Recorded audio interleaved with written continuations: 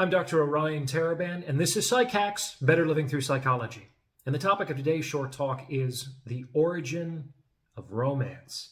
So everything has an origin, and that includes romantic love. Now, to be sure, people have been falling in love since the beginning of recorded history. The ancient Greeks, for instance, talk about the phenomenon as a kind of pitiable madness.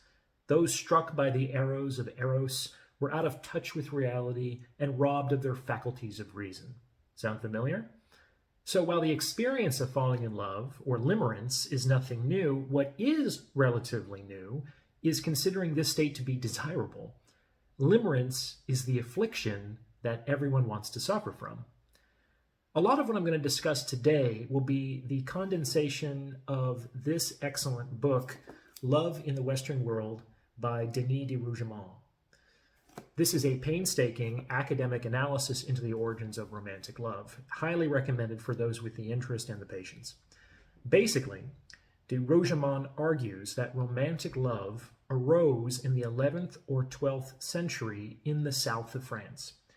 In this time and place was a popular pagan cult known as the Cathars, which means something like the pure, that was promulgating religious doctrine that was heretical to the Catholic Church.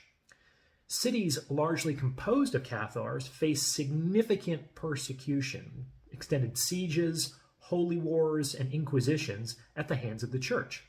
So the Cathars, rather than divest themselves of their beliefs entirely, kind of secularized their cult so that it could more or less continue to exist within the realm of Christendom without persecution.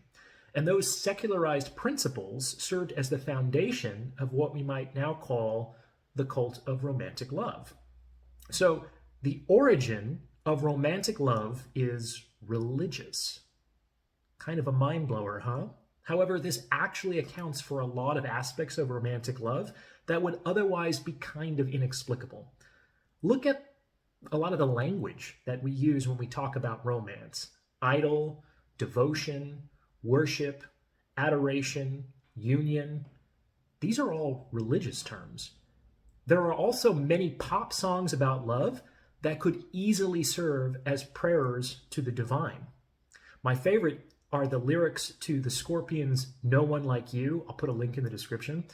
That could have been written by a Franciscan monk waiting for the inspiration of grace during the dark night of the soul. You just need to replace girl with Lord, and it's basically a medieval prayer. It can also help to explain the power and intensity of the emotions that people feel when they're in the throes of romantic love. It can even feel like the adored has a godlike power over us to make us blissfully happy or hopelessly bereft. To be sure, this is an idol, a god of our own making, but a potent one. Okay, so TLDR, the principles of romantic love are the secularization of the dogma of a persecuted pagan cult in 12th century France. We'll be discussing more about the truths of romantic love in future episodes, so stay tuned.